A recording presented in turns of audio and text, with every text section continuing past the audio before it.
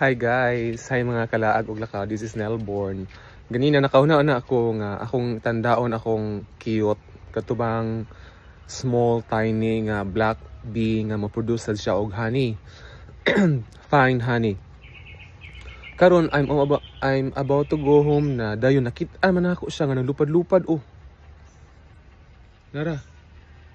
So ako na lang yung ipadayon akong plano nga ako siyang tan-awon kay basig makakuha kog dugos gamay. Sinara sila oh. Tingala ko ano nabungkag maning mga cute.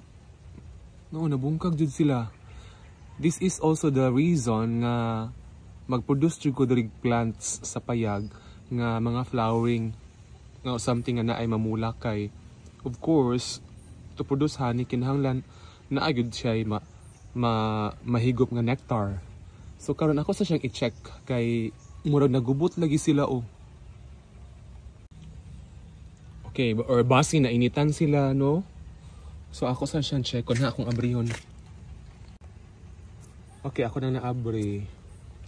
Wala na jud siya oh, look. Oh. Na.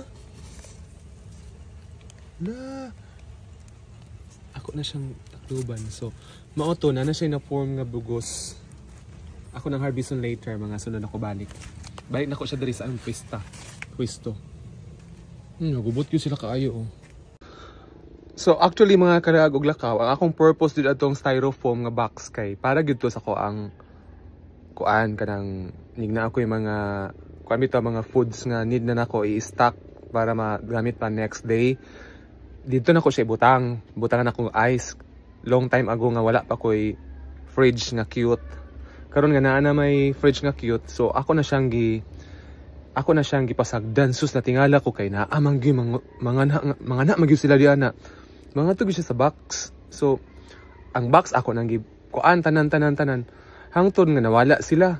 Na nabilin gamay.